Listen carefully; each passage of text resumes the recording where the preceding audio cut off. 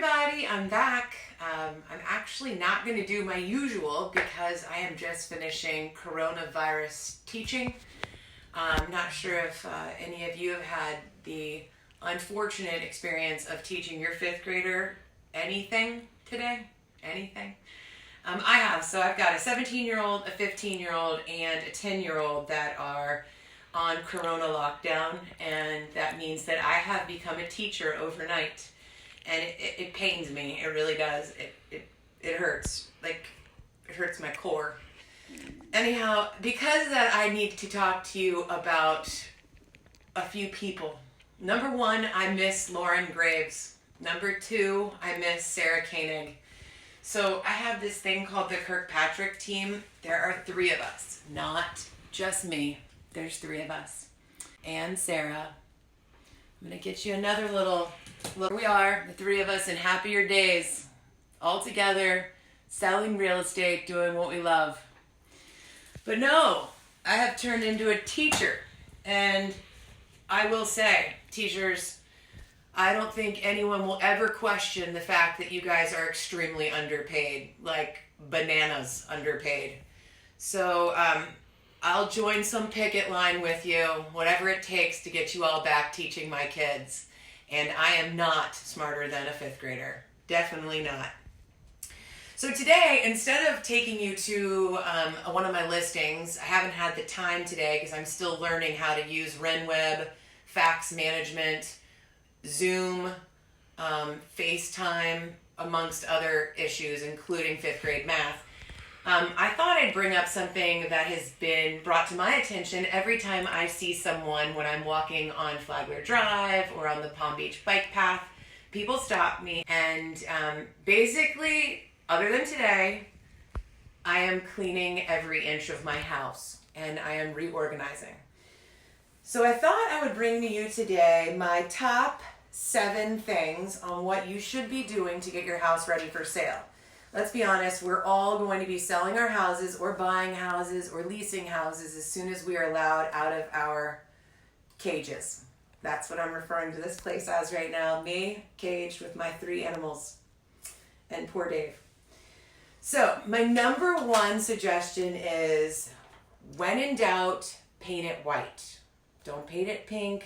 Don't paint it blue. Don't paint it purple. Paint it white.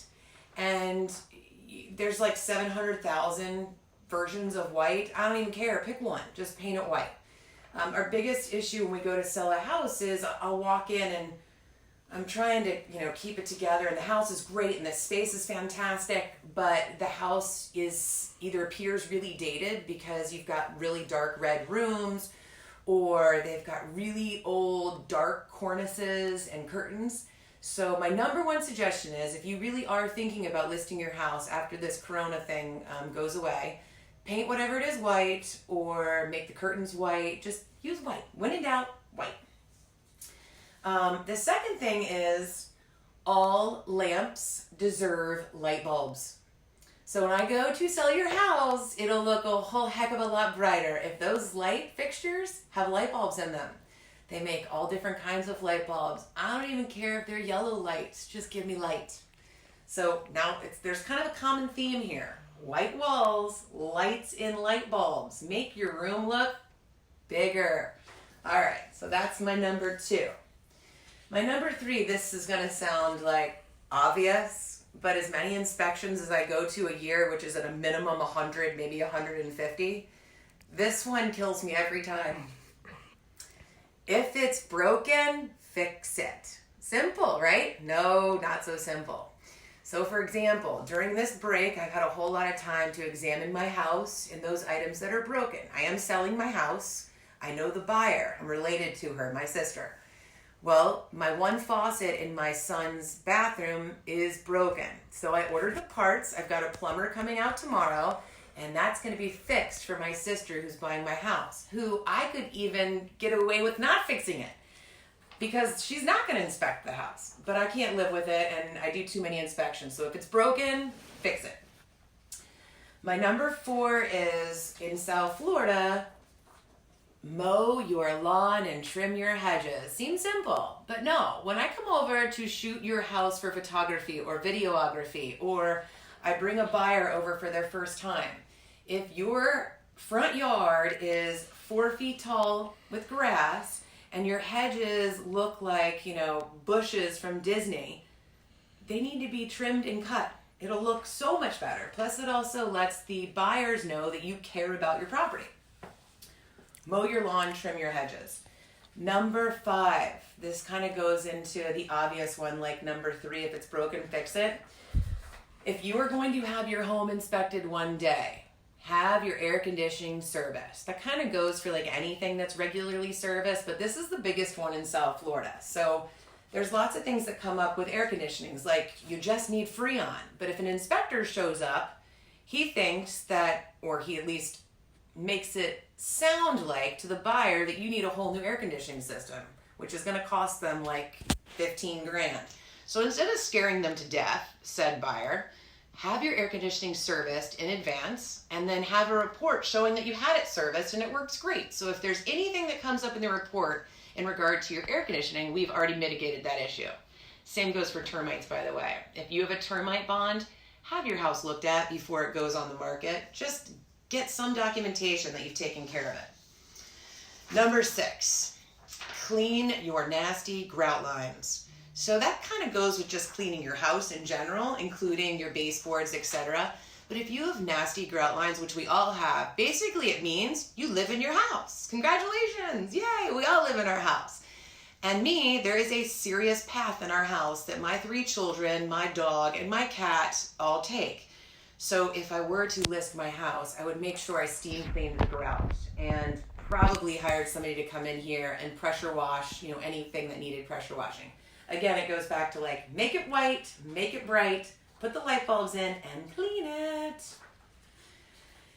My last one is obviously, I think kind of goes into the world of obvious, but it's not. If you are one of those people that are a collector and you're going to go and list your house for sale, declutter and box it up. Just because you like Disney artwork does not mean the next buyer's so into it. So especially if you have one of those things that's super taste specific, like the Disney characters, and that's one I've seen lately, so I'm bringing it up, is box it up, put it away, and bring it to your new house, or put it in storage, something. But less is more. Again, white, paint it white, make it look bright, and make it look big. If you've got a bunch of stuff cluttering up your house, I can assure you that it's going to make it look smaller and people aren't going to like it as much. Besides that, they're focusing on the things they find cringy, like the Disney stuff or like the creepy clowns or whatever it is. Put it away, put it away, put it away, put it away, and then we'll sell your house.